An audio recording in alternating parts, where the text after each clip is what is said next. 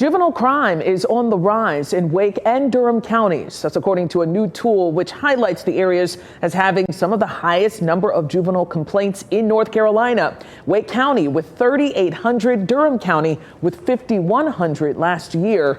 WRAL's Chelsea Donovan is joining us live this evening. Chelsea, this new dashboard giving a snapshot of data trends statewide. Yeah, you can see some of that data right here, and you can definitely see, as you mentioned, the complaints across the state on the rise here, and many of those complaints have to do with gun charges. More crimes, juveniles committing crimes with guns, taking them to school, and this trend is on the upward right now. Last year, 85 guns were found in schools across our state. Larceny of firearms is way up, and that's kids stealing those firearms, and what we found was that most of those kids are stealing those firearms from vehicles. Then they often use that gun to commit other crimes, said Deputy Director Billy Lassiter with the Department of Juvenile Justice.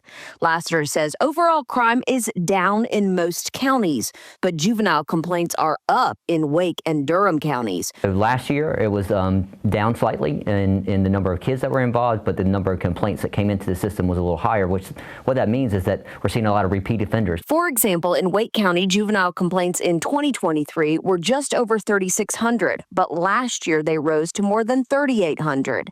Overall, the number of complaints went from 39,345 to 40,447 across the state. The biggest crime committed, gun offenses.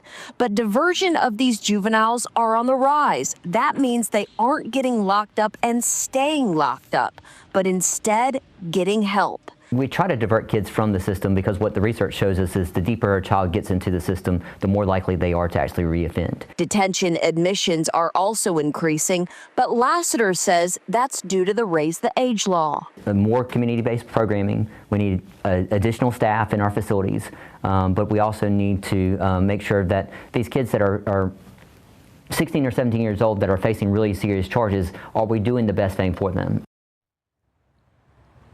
All right, so one other step in the right direction, according to Lassiter, is the vacancy rate within this department. Last year, that vacancy rate was upwards of 65%. That's a big deal because less people in these detention facilities means less of these juveniles getting help. The good news is that vacancy rate way down at 25% right now. Live in Raleigh, Chelsea Donovan, WRAL News.